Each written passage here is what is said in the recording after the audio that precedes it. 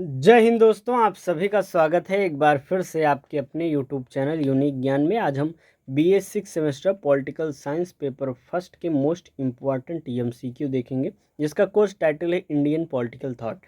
आपको पता होगा अब की बार बहुत सी यूनिवर्सिटीज़ में आपके ऑप्शनल पेपर होने वाले हैं, MCQ बेस्ड होने वाले हैं, इसलिए बेहतरीन तैयारी आपकी कराई जाएगी। मोस्ट इम्पॉर्टेंट जो क्वेश्चंस हैं आपको बताए जाएंगे, और ये जो बताए जाएंगे क्वेश्चन आपको PDF फॉर्म में टेलीग्राम चैनल पर भेज दिया जाएगा। इसीलिए टेलीग्राम चैनल अगर आप ज्वाइन करना चाहते हैं, नोट्स फॉर्म में ये PDF फॉर्म में ये क्वेश्चंस चाहते हैं तो ज्वाइन कर लीजिए, जिसका लिंक आपको डिस्क्रिप्शन बॉक्स में दिया गया है। साथ ही साथ अगर आप यहाँ से नहीं पाते हैं तो टेलीग्राम पर सर्च कीजिए यूनिक ज्ञान, वहाँ पर आपको चैनल देखने को मिल जाएगा, जहाँ पर सभी जानकारी भी आपको दी जाती है। क्लासेस से रिलेटेड, आपकी यूनिवर्सिटी से रिलेटेड जो भी जानकारी होती है दी जाती है। अगर आप चैनल पर नए हैं तो चैनल को सब्सक्राइब कर लीजिए, जिससे आने वाली वीडियोस आपको प्राप्त होती रहे, क्योंकि मोस्ट इंपॉर्टेंट क्वेश्चंस बताए जा रहे हैं। इसका 2 पार्ट में बताया जाएगा। जैसे कि आपके 8 यूनिट हैं सिलेबस में, तो 4 यूनिट के मोस्ट इंपॉर्टेंट क्वेश्चन, लगभग 100 प्रश्न आपको इस वीडियो में बता दिए जाएंगे। नेक्स्ट आपके जो 4 यूनिट हैं 5 से 8 तक, उसके 100 क्वेश्चन आपको नेक्स्ट पार्ट में बता दिए जाएंगे, जो कि एक प्लेलिस्ट बनाई गई है, प्लेलिस्ट में अपडेट करती जाएंगी। और साथ ही साथ पेपर सेकंड के भी ऐसे पार्ट फर्स्ट और सेकंड की वीडियो आएगी। चलिए देखते हैं हमारा फर्स्ट क्वेश्चन जो है कौन सा है। हमारा कोर्स टाइटल है भारतीय राजनीतिक चिंतन, इंडियन पॉलिटिकल थॉट। इसमें हमारा यूनिट फर्स्ट के हम पहले मोस्ट इंपॉर्टेंट क्वेश्चंस देखेंगे। यूनिट फर्स्ट हमारा जो है, इसमें हमें मनुस्मृति को पढ़ना है, अर्थात एंशियंट थॉट्स को पढ़ना है। मनु, कौटिल्य, अग्नसूत्र और जैन संप्रदाय के जैन जो ट्रेडिशंस हैं उसके विषय में हमें यूनिट फर्स्ट में पढ़ना था। तो यूनिट फर्स्ट के हमारे जो मोस्ट इंपॉर्टेंट क्वेश्चन हैं, चलिए देखते हैं। सबसे पहला प्रश्न है, मनुस्मृति के अनुसार राज्य की उत्पत्ति का मुख्य कारण क्या है। तो मनुस्मृति जो थे उसमें लिखा गया था कि उसकी उत्पत्ति का क्या कारण है। आर्थिक प्रगति, मत्स्य न्याय का अंत करना, युद्ध की इच्छा या ब्राह्मणों का वर्चस्व। तो उन्होंने राज्य की उत्पत्ति का कारण मत्स्य न्याय का अंत करना बताया हुआ था। मनु के अनुसार जब समाज में कोई शासन नहीं करता है तब शक्तिशाली लोग कमजोरों को वैसे ही सताते हैं जैसे बड़ी मछली छोटी मछली को खा जाती है। इस मत्स्य न्याय को समाप्त कर शांति और व्यवस्था कायम करने के लिए ब्रह्मा ने राजा की सृष्टि की हुई थी। ऐसा किसका मानना था? मनु का मानना था। वह कहते हैं जैसे बड़ी मछली छोटी मछली को खा जाती है, वैसे ही समाज में कोई शासन न रहते हुए शक्तिशाली लोग कमजोरों को खा जाते हैं, मतलब उनको सताते हैं, उनको एक प्रकार से प्रताड़ित करते हैं। अगला प्रश्न हम देखेंगे। हर एक प्रश्न का आपको एक्सप्लेनेशन भी बताया जाएगा। कोई भी डाउट किसी क्वेश्चन में रहता है तो आप कमेंट सेक्शन में उसको पूछ भी सकते हैं। सेकंड क्वेश्चन आपका है, कौटिल्य के सप्तांग सिद्धांत में राज्य का चक्षु अर्थात आँख किसे कहा गया है। तो कौटिल्य ने जो अपना सप्तांग सिद्धांत दिया हुआ है उसमें आँख किसे कहा गया है? अमात्य को जो है राज्य का चक्षु अर्थात आँख कहा गया है। कौटिल्य ने राज्य की तुलना मानव शरीर से की हुई है, जिसमें राजा जो है शीर्ष पर है और अमात्य उसकी चक्षु अर्थात आँख है, जो कि मंत्री होता है, क्योंकि उनके बिना राजा शासन का संचालन और समस्याओं का अवलोकन नहीं कर सकता है।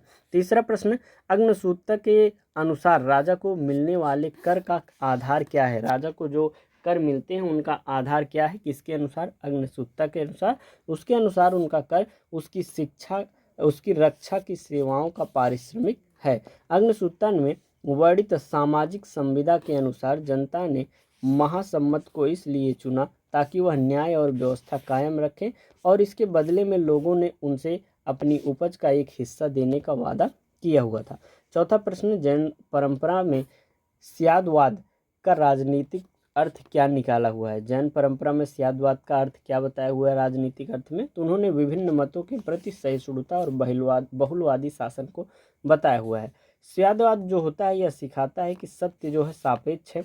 राजनीति में इसका अर्थ है कि शासक को किसी एक विचार को थोपने के बजाय सभी पक्षों और समूहों के दृष्टिकोणों को जो है सम्मान देना चाहिए। पांचवा प्रश्न, कौटिल्य के अनुसार मंडल सिद्धांत में विजिगुसु राजा के ठीक पीछे वाले राज्य को क्या कहा जाता है।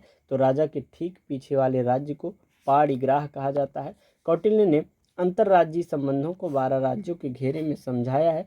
विजिगुसी के पीछे वाले शत्रु राज्य को पाणिग्राह कहा जाता है, जो पीठ पीछे हमला कर सकता है। अगला प्रश्न, छठा प्रश्न, मनु स्मृति में राजा को कितने व्यसनों से दूर रहने की सलाह दी गई है? तो कुल मिलाकर 18 व्यसनों से दूर रहने की राजा को सलाह दी गई है। मनु ने राजा के लिए मुख्य 18 व्यसनों का उल्लेख किया है, जिसमें 10 कामजन्य जैसे कि शिकार जुआ और 8 क्रोधजन्य जैसे हिंसा चुगली है, जो राजा की निर्णय क्षमता को नष्ट कर देता है। अगला प्रश्न, अग्निसूत्ता के अनुसार वर्ण व्यवस्था का आधार बताइए। अग्निसूत्ता के अनुसार वर्ण व्यवस्था का आधार गुण और कर्म होता था। बौद्ध दर्शन हिंदू धर्म के जन्म आधारित वर्ण सिद्धांत को नकारता है। अग्निसूत्ता के अनुसार विभिन्न वर्गों का उदय समाज की आवश्यकताओं और व्यक्तियों द्वारा चुने गए कार्यों के कारण हुआ है। अगला प्रश्न, आठवां प्रश्न, कौटिल्य के अर्थशास्त्र में कंटक शोधन का क्या अर्थ है? कंटक शोधन का अर्थ फौजदारी न्यायालय होता है। कौटिल्य ने 2 प्रकार के न्यायालय बताए हुए हैं, धर्मस्थली और कंटक शोधन। कंटक शोधन का कार्य समाज के कांटों यानी अपराधियों को दंडित करना होता है। 9वां प्रश्न, जैन राजनीतिक चिंतन के अनुसार एक आदर्श राजा के लिए अहिंसा का अर्थ क्या है? एक आदर्श राजा के लिए अहिंसा का अर्थ जो है अनावश्यक हिंसा का त्याग और प्रजा की रक्षा के लिए धर्म युद्ध करना होता है। इसकी व्याख्या हम देखें तो जैन राजाओं के लिए व्यवहारिक अहिंसा का अर्थ था कि वे अकारण हिंसा न करें, लेकिन राज्य की सीमाओं और प्रजा की रक्षा के लिए बल प्रयोग को वे धर्म सम्मत मानते थे। अगला प्रश्न हमारा 10वां प्रश्न है, मनु के अनुसार यदि राजा अपराधी को उचित दंड न दे तो उसे क्या भुगतना पड़ता है? अगर राजा जो है, जो अपराधी है, उसको उचित दंड न दे तो उसे पाप का भागी बनना होता है और राज्य नष्ट हो जाता है इससे, क्योंकि अपराधी का अपराध बढ़ता जाएगा अगर दंड न दिया जाए, और वह राज्य के लिए एक समय आएगा कि वह राज्य के लिए ही व्यवधान उत्पन्न करेगा। मनु के लिए दंड की वास्तविक धर्म है। यदि राजा दंड का सही प्रयोग नहीं करता है तो समाज में अराजकता फैलती है और राजा नरक का भागी बनता है। 11वां प्रश्न है, कौटिल्य ने साम दाम दंड भेद को क्या कहा हुआ है? साम दाम दंड भेद को उन्होंने जो है 4 उपाय कहा हुआ है। अगला प्रश्न हमारा, अग्निसूत्ता के अनुसार सृष्टि के आरंभ में प्राणी कैसे थे? सृष्टि के प्रारंभ में अर्थात आरंभ में जो प्राणी थे वह दैवीय और प्रकाशवान थे। बुद्ध के अनुसार प्रारंभ में प्राणी आध्यात्मिक रूप से ऊंचे, लेकिन भोजन के प्रति लालच और आसक्ति के कारण उनका पतन हो गया और वे भौतिक शरीर वाले मनुष्य जो है बन गए। अगला प्रश्न 13वां, अर्थशास्त्र का मुख्य विषय क्या है? अर्थशास्त्र का मुख्य विषय शासन कला और राज्य का प्रबंधन है। यद्यपि नाम में उसके अर्थ है, लेकिन उसका केंद्र बिंदु राजनीति और प्रशासन है। कौटिल्य का मानना था कि राज्य के बिना अर्थ का संचय असंभव है। जो अर्थशास्त्र है वह किसने लिखा हुआ था? कौटिल्य ने लिखा हुआ था। अर्थ उसके जो है नाम में आता है, लेकिन उसका जो मुख्य विषय है वह क्या है? केंद्र बिंदु है, वह क्या है? राजनीति और प्रशासन है। अगला प्रश्न हमारा 14वां प्रश्न है, मनुस्मृति में सामाजिक व्यवस्था के शिखर पर किसे रखा गया है? सामाजिक व्यवस्था के शिखर पर ब्राह्मण को रखा गया है। 15वां प्रश्न, कौटिल्य के अनुसार कोष का महत्व क्या है? कोष का महत्व क्या है कौटिल्य के अनुसार? सेना और राज्य की सुरक्षा के लिए आधार। अगला प्रश्न 16वां, जैन परंपरा में महासम्मत की तुलना किससे की गई है? महासम्मत की तुलना जो है वह कुलकर से की गई है। ये एक्सप्लेनेशन आपको टेलीग्राम चैनल पर दे दिया जाएगा, ध्यान से आप पढ़ लीजिएगा, इससे बहुत जानकारी आपको मिलेगी। जो समझ लीजिए 100 प्रश्न आप पढ़ रहे हैं इससे, लेकिन एक्सप्लेनेशन के माध्यम से आप 200-250 प्रश्नों को समझ ले रहे हैं। तो ध्यान से आप इसको सुनते रहिए और टेलीग्राम चैनल से यह PDF जो भेजी जाएगी इसको लेकर रिवीजन अवश्य करिएगा और अच्छे से एग्ज़ाम देके कमेंट करके भी बताइएगा। एग्ज़ाम देके आइएगा तो कैसा हुआ एग्ज़ाम कमेंट में अवश्य बताइएगा। 17वां प्रश्न है, अग्निसूत्ता में राजा के लिए किस शब्द का प्रयोग किया गया है? धम्मेन पजम रंजेत, जो धर्म से प्रजा को खुश रखे वह उनको एक प्रकार से नाम दिया गया है, उन शब्दों से जोड़ा गया है। अगला प्रश्न हम देखेंगे 18 प्रश्न, कौटिल्य के अनुसार विग्रह का क्या अर्थ है? विग्रह का अर्थ होता है युद्ध। अगला प्रश्न 19 नंबर, मनु ने ग्राम के ऊपर कितने गांवों के समूह के अधिकारी की कल्पना की हुई है? उनके ऊपर 10 ग्रामाधिपति जो है उसकी तुलना उन्होंने की हुई है। मनु ने स्थानीय प्रशासन को 4 भागों में बांटा है, 1, 10, 20, 100 और 1000 गाँवों के ऊपर अधिकारी नियुक्त होते हैं। अगला प्रश्न 20 नंबर, अनेकांतवाद राजनीतिक दृष्टिकोण से किस आधुनिक सिद्धांत के निकट है? कौन कौन सा सिद्धांत है? साम्यवाद, तानाशाही, उदारवादी लोकतंत्र और सहिष्णुता या फासीवाद? तो वह जो है उदारवादी लोकतंत्र और सहिष्णुता से संबंधित है। चूंकि यह एक सत्य है कि जो कई पहलू को स्वीकार करता है, इसलिए यह लोकतांत्रिक चर्चा और अल्पसंख्यकों के अधिकारों के सम्मान का आधार बनता है। अगला प्रश्न 21 नंबर, कौटिल्य के अनुसार राज्य का पाद अर्थात पैर किसे कहा गया है? राज्य का पैर जो है कौटिल्य के अनुसार जनपद को कहा गया है। अगला प्रश्न हमारा 22 नंबर, अग्नसूत्ता के अनुसार चोरी का उदय कैसे हुआ? अग्नसूत्ता के अनुसार चोरी का उदय निजी संपत्ति और आलस्य के कारण हुआ। अगला प्रश्न 23 नंबर, मनुस्मृति में स्त्री के संबंध में कौन सा विचार मिलता है? स्त्री के संबंध में उसे पिता, पति, पुत्र के संरक्षण में रहने का सुझाव दिया जाता है। 24 नंबर प्रश्न है, कौटिल्य ने अर्थ को धर्म और काम से ऊपर क्यों रखा हुआ था? क्योंकि बिना धन के धर्म और काम का पालन जो है वह संभव नहीं है, ऐसा किसका मानना था? कौटिल्य का। 25 नंबर प्रश्न है, त्रिरत्न का पालन एक शासक को क्या बनाने में मदद करता है? त्रिरत्न का पालन करने वाला जो है वह एक शासक को जितेंद्रिय, इंद्रियों पर नियंत्रण रखने वाला और न्यायप्रिय बनाता है। अगला प्रश्न हमारा है, यूनिट सेकंड में हम आ गए। यूनिट सेकंड में आपको जो है मेडिवल थॉट के विषय में पढ़ना है। इंडियन मेडिवल थॉट जो है बर्नी और अबुल फजल के विषय में हमें पढ़ना है सेकंड यूनिट में। तो सेकंड यूनिट के हम फर्स्ट क्वेश्चन देखेंगे 26 नंबर, 26वां नंबर, बर्नी ने सुल्तान को अल्लाह का साया मानने के साथ साथ और क्या शर्त रखी हुई थी? उन्होंने उसे शरीयत के दायरे में रहकर कार्य करना चाहिए, ऐसा शर्त रखा हुआ था। अगला प्रश्न हमारा 27 नंबर, सुलह ए कुल यूनिवर्सल पीस की नीति का मुख्य उद्देश्य क्या है? तो इसका मुख्य उद्देश्य साम्राज्य में विभिन्न धर्मों के बीच सद्भाव और शांति स्थापित करना है। अगला प्रश्न हमारा 28 नंबर, फतवा ए जहांदारी में बर्नी ने किस सुल्तान को अपना आदर्श बताया हुआ था? फतवा ए जहांदारी में बर्नी ने जो है कौन सा सुल्तान था जिसे अपना आदर्श बनाया था? तो उन्होंने सुल्तान महमूद गजनवी को अपना आदर्श बनाया हुआ था। अगला प्रश्न हमारा 29 नंबर है, अबुल फजल के अनुसार फर्र-ए-इजादी का अर्थ क्या है? फर्र-ए-इजादी का अर्थ है ईश्वरीय प्रकाश जो सीधे राजा में समाहित होता है। अगला प्रश्न 30 नंबर, बर्नी ने जवाबीत की आवश्यकता क्यों महसूस की? बर्नी ने जवाबीत की आवश्यकता बदलती राजनीतिक परिस्थितियों और प्रशासनिक जरूरतों को पूरा करने के लिए की हुई थी। अगला प्रश्न 31 नंबर, अबू फजल ने मनसबदारी प्रणाली को क्या माना हुआ था?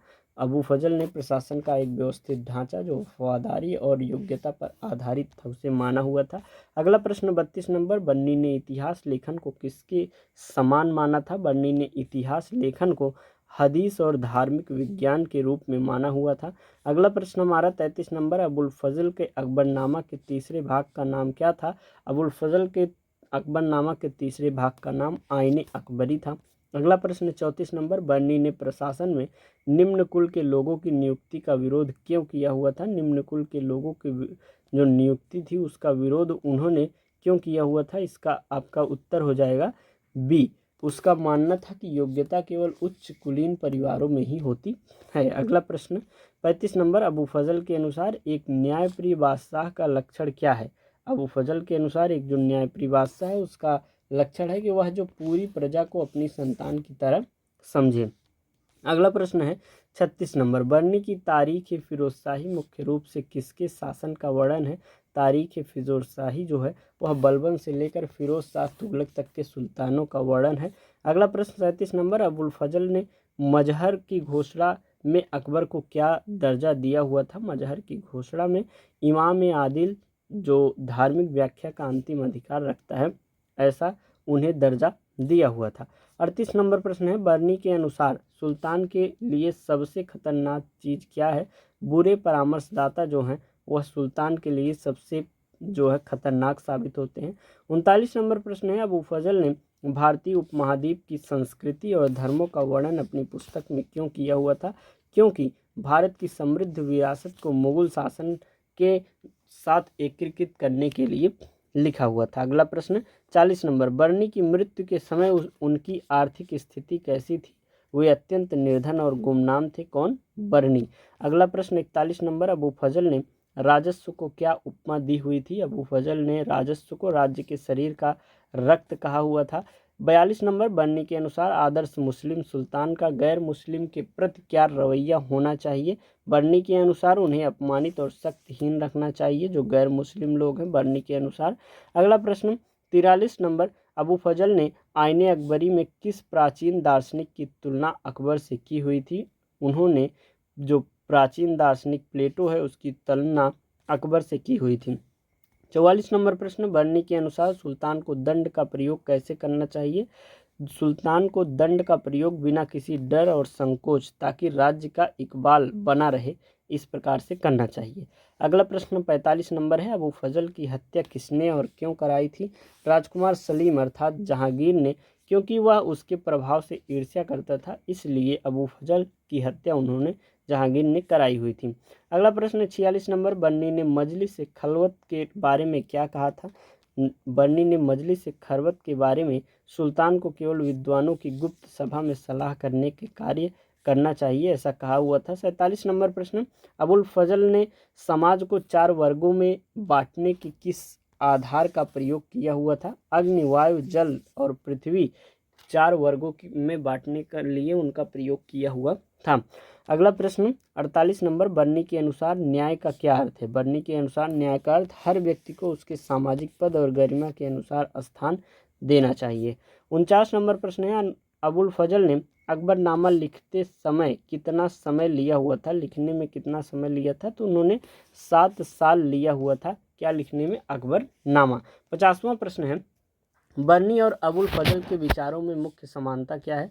बर्नी और अबुल फजल के विचारों में मुख्य विशेषता क्या है? मुख्य समानता यह है कि दोनों सुल्तान या बादशाह को सर्वोच्च मानते थे और राज्य की स्थिरता वह चाहते थे। अगला प्रश्न हम देखेंगे यूनिट 3 से। यूनिट 3 का आपका सिलेबस है thinking of ideas in modern India, reform tradition, Raja Ram Mohan Roy, M G. Ranade, sir Syed Ahmed Khan, Vivekananda and Pandita Ramabai के विषय में हमें पढ़ना है, अर्थात जो सोशल रिफॉर्म्स हुए हैं और राजा राम मोहन राय ने क्या विचार प्रस्तुत किए हैं, क्या उन्होंने कार्य किए हुए हैं, जो अर्थात एक समय से हमें थिंकिंग पढ़नी है किसकी? मॉडर्न इंडिया की। जो मॉडर्न इंडिया है अर्थात मॉडर्न जो थिंकर्स हैं उनके विचारों को हमें यूनिट 3 में पढ़ना है। इसमें हमारा पहला प्रश्न है, राजा राम मोहन राय को आधुनिक भारत का जनक क्यों कहा जाता है? क्यों कहा जाता है आधुनिक भारत का जनक उन्हें? क्योंकि वह जो है सती प्रथा को एक प्रकार से हटा देते हैं। उन्होंने पहली बार तर्क, विज्ञान और मानवता के आधार पर सामाजिक सुधारों की नींव रखी हुई थी। उन्होंने सती प्रथा का अंत किया, प्रेस की स्वतंत्रता और पश्चिमी शिक्षक की वकालत कर भारत को आधुनिकता की ओर उन्होंने मोड़ा हुआ था।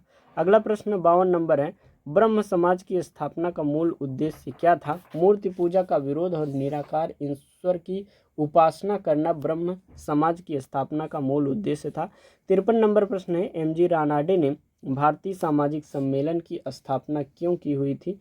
क्योंकि कांग्रेस के अधिवेशनों के साथ सामाजिक मुद्दों पर चर्चा करने के लिए उन्होंने भारतीय सामाजिक सम्मेलन की स्थापना की हुई थी। अगला प्रश्न हमारा 54 नंबर, सर सैयद अहमद खान के अलीगढ़ आंदोलन का मुख्य केंद्र बिंदु क्या था? मुस्लिम समुदाय का आधुनिक शिक्षा और विज्ञान के माध्यम से सशक्तिकरण अलीगढ़ आंदोलन का मुख्य केंद्र बिंदु था। अगला प्रश्न 55 नंबर, स्वामी विवेकानंद के अनुसार शक्ति क्या है? आत्मविश्वास और आत्मज्ञान जो है वही शक्ति है। 56 नंबर प्रश्न, पंडित रमाबाई ने आर्य महिला समाज की स्थापना कहाँ की हुई थी? तो उन्होंने पुणे में आर्य महिला समाज की स्थापना की हुई थी। 57 नंबर प्रश्न, राजा राम मोहन राय ने सती प्रथा के विरुद्ध किस तर्क का प्रयोग किया हुआ था? उन्होंने तर्क दिया था कि शास्त्रों वेदों में इसका कहीं भी अनिवार्य उल्लेख नहीं है, इसलिए सती प्रथा का अंत होना चाहिए। अगला प्रश्न 58 नंबर, एम.जी. रानाडे के अनुसार भारतीय गरीबी का मुख्य कारण क्या था? कृषि पर अत्यधिक निर्भरता और उद्योगों का अभाव जो है वह भारतीय गरीबी का मुख्य कारण था एम.जी. रानाडे जी के अनुसार। अगला प्रश्न, सर सैयद अहमद खान ने तहजीब उल अखलाक के माध्यम से क्या संदेश दिया हुआ था? उन्होंने तहजीब उल अखलाक के माध्यम से क्या संदेश दिया था? कि वह सामाजिक शिष्टाचार और प्रगतिशील सोच लोगों को रखनी चाहिए। 60 नंबर प्रश्न, विवेकानंद के दरिद्र नारायण के विचार का क्या तात्पर्य है? दरिद्र नारायण का जो विचार है उसका तात्पर्य है कि गरीबों को भगवान मानकर उनकी सेवा हमें करनी चाहिए। अगला प्रश्न 61 नंबर, पंडिता रमाबाई की प्रसिद्ध पुस्तक the high cast Hindu women किस विषय पर है? The high cast Hindu women जो है वह उच्च जाति की हिंदू महिलाओं और विधवाओं के शोषण का चित्रण करता है। 62 नंबर प्रश्न, राजा राम मोहन राय ने एकेश्वरवादियों को उपहार पुस्तक किस भाषा में लिखी हुई थी?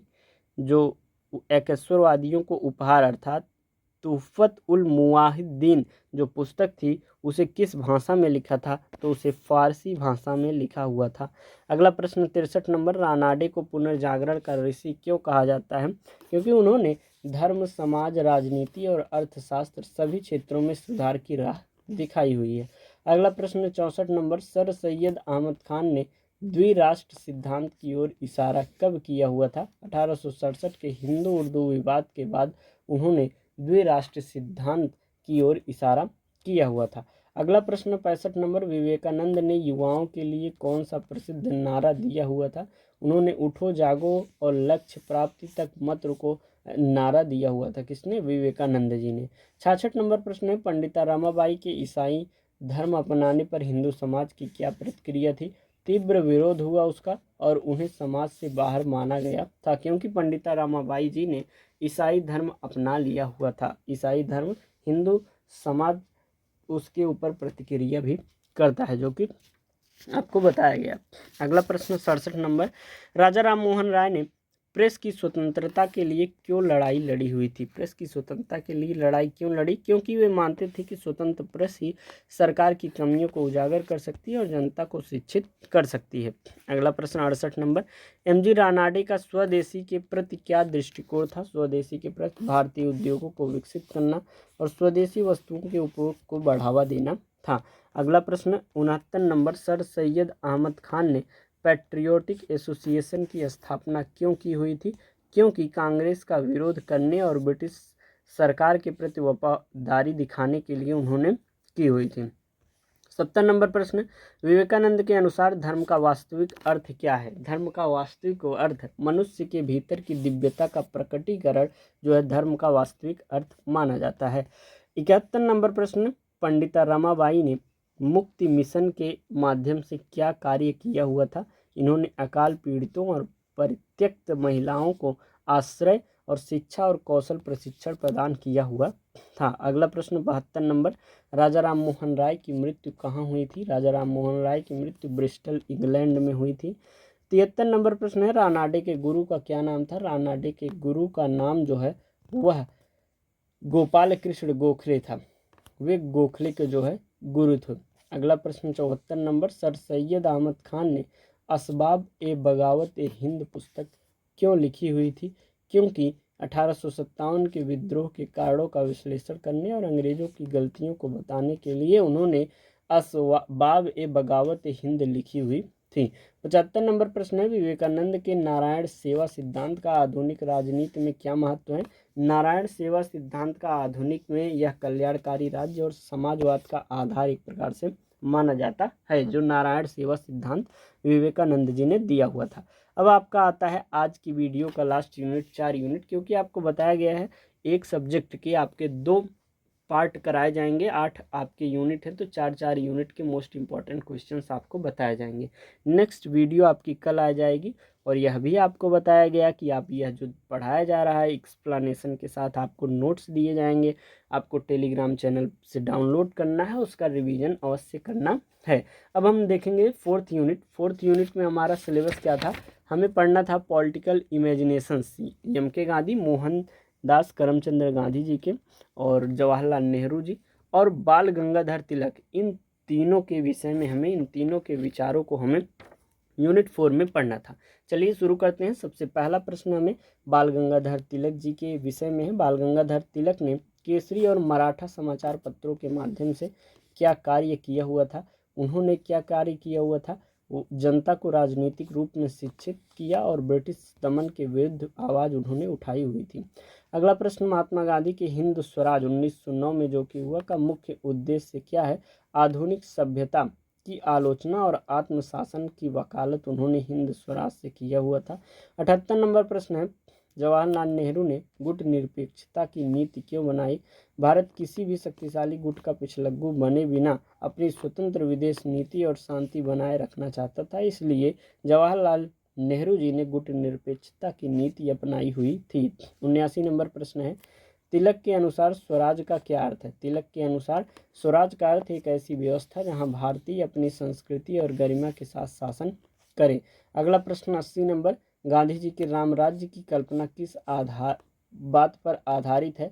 गांधी जी की राम राज्य की कल्पना जो है वह एक नैतिक समाज जहां सत्ता विकेंद्रीकृत हो और अंतिम व्यक्ति भी सुखी हो, इस जो कल्पना है उस पर आधारित था। 81 नंबर प्रश्न, नेहरू के वैज्ञानिक दृष्टिकोण का क्या तात्पर्य है? नेहरू के वैज्ञानिक दृष्टिकोण का तात्पर्य है कि हर चीज को तर्क, साक्ष्य और कारण के आधार पर परखना, न कि अंधविश्वास के आधार पर। 82 नंबर प्रश्न, तिलक ने होम रूल आंदोलन के दौरान क्या मांग की हुई थी? उन्होंने ब्रिटिश साम्राज्य के भीतर संवैधानिक तरीके से स्वशासन की मांग की हुई थी। 83 नंबर प्रश्न है, गांधी जी की अहिंसा का सिद्धांत किस पर आधारित है? उनका अहिंसा का सिद्धांत विरोधी के प्रति घृणा न करना और कष्ट सहकर उसका हृदय परिवर्तन करना ही इस सिद्धांत पर आधारित है। 84 नंबर प्रश्न, नेहरू ने भारत को एक धर्मनिरपेक्ष राज्य क्यों बनाया हुआ था? नेहरू ने भारत को धर्मनिरपेक्ष राज्य बनाया था क्योंकि भारत की विशाल धार्मिक विविधता को देखते हुए सभी को समान अधिकार और सम्मान देने के लिए बनाया हुआ था। 85 नंबर प्रश्न, तिलक ने शिवाजी उत्सव और गणेश उत्सव की शुरुआत क्यों की हुई थी? उन्होंने लोगों को एक मंच पर लाने और उनमें सांस्कृतिक गौरव और एकता को जगाने के लिए गणेश उत्सव और शिवाजी उत्सव की तैयारी की हुई थी, इस शुरुआत की हुई थी। 86 नंबर प्रश्न, गांधी जी के स्वदेशी विचार का आर्थिक महत्व क्या है? गांधी जी के स्वदेशी विचार का आर्थिक महत्व ग्रामीण अर्थव्यवस्था को मजबूत करना और स्थानीय कारीगरों को रोजगार देना। अगला प्रश्न 87 नंबर, नेहरू के लोकतांत्रिक समाजवाद में क्या शामिल है? नेहरू के लोकतांत्रिक समाज में मिश्रित अर्थव्यवस्था जहां निजी और सार्वजनिक क्षेत्र साथ चलें। अगला प्रश्न 88 नंबर, तिलक ने गीता रहस्य पुस्तक कहाँ लिखी हुई थी? उन्होंने मांडले जेल में लिखी हुई थी। अगला प्रश्न 79 नंबर, गांधी जी के अनुसार सत्याग्रह का प्रयोग कौन कर सकता है? सत्याग्रह का प्रयोग वह व्यक्ति जिसके पास नैतिक बल हो और जो कष्ट सहने के लिए तैयार हो, वही सत्याग्रह कर सकता है। अगला प्रश्न, नेहरू ने पंचशील के सिद्धांतों के माध्यम से क्या संदेश दिया हुआ था? राष्ट्रों के बीच शांतिपूर्ण सह अस्तित्व और एक दूसरे के क्षेत्रीय अखंडता का सम्मान के लिए जो है पंचशील सिद्धांत में संदेश दिया हुआ था, वह भी भारत और चीन के मध्य। 91 नंबर प्रश्न है, स्वराज का अर्थ क्या है? सरकार के नियंत्रण से स्वतंत्र का निरंतर प्रयास, यह किसने कहा हुआ था? स्वराज का अर्थ जो कि सरकार के नियंत्रण से स्वतंत्र होने का निरंतर प्रयास जो है वह किसने कहा हुआ था? यह कहा हुआ था गांधी जी ने, मोहनदास करमचंद गांधी जी ने। अगला प्रश्न 92 नंबर, तिलक ने कांग्रेस के भीतर किस गुट का नेतृत्व किया हुआ था? उन्होंने गर्म दल का नेतृत्व किया हुआ था। 93 नंबर प्रश्न है, गांधी जी की अस्पृश्यता निवारण का मुख्य आधार क्या था? अस्पृश्यता निवारण का मुख्य आधार हृदय परिवर्तन और सवर्णों द्वारा प्रायश्चित करना था। अगला प्रश्न 94 नंबर, नेहरू की पुस्तक विश्व इतिहास की झलक का उद्देश्य क्या था? अपनी बेटी इंदिरा को विश्व की सभ्यताओं और संघर्षों से परिचित कराना था। अगला प्रश्न 95 नंबर, तिलक ने the Arctic home in the Vedas पुस्तक में क्या लिखा हुआ था? उन्होंने आर्यों का मूल निवास ध्रुवीय क्षेत्र लिखा हुआ था। 96 नंबर प्रश्न, गांधी जी के अनुसार मशीनीकरण का क्या दोष है? मशीनीकरण का दोष उन्होंने बताया कि मनुष्य को आलसी बनाता है और बेरोजगारी पैदा कर मानवीय मूल्यों को नष्ट एक प्रकार से कर देता है। 97 नंबर प्रश्न, नेहरू ने ट्रस्ट विथ डेस्टिनी भाषण कब दी हुई थी? नेहरू ने यह 14 से 15 अगस्त 1947 की आधी रात को दी हुई थी। 98 नंबर प्रश्न है, तिलक की मृत्यु 1 अगस्त 1920 के दिन गांधी जी ने कौन सा आंदोलन शुरू किया हुआ था? उन्होंने जो है असहयोग आंदोलन शुरू किया हुआ था। 99 नंबर प्रश्न है, नेहरू के अनुसार नियोजित अर्थव्यवस्था का क्या लाभ है?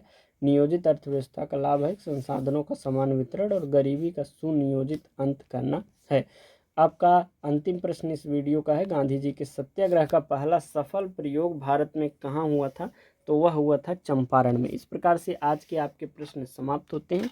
नेक्स्ट वीडियो में हम नेक्स्ट 5 यूनिट के मोस्ट इंपॉर्टेंट क्वेश्चंस देखेंगे। अगर आपने अभी तक चैनल को सब्सक्राइब नहीं किया है तो अवश्य करें। कमेंट करके अपनी यूनिवर्सिटी का नाम, कब एग्ज़ाम होने वाला है यह भी बताएं, जिससे आपके एग्ज़ाम से पहले आपकी क्लासेस ख़त्म की जा सके। और कोई भी डाउट हो, किसी अन्य विषय के भी आपको MCQ चाहिए, हिस्ट्री के अलावा मतलब पॉलिटिकल साइंस के अलावा जो सब्जेक्ट आपने लिखा हुआ हो, लिया हुआ हो, कमेंट में हमें बताइए। उसके भी वीडियोस, मोस्ट इंपॉर्टेंट क्वेश्चंस आपको प्रोवाइड किए जाएंगे। चैनल पर बने रहिए। मिलते हैं नेक्स्ट वीडियो में। धन्यवाद।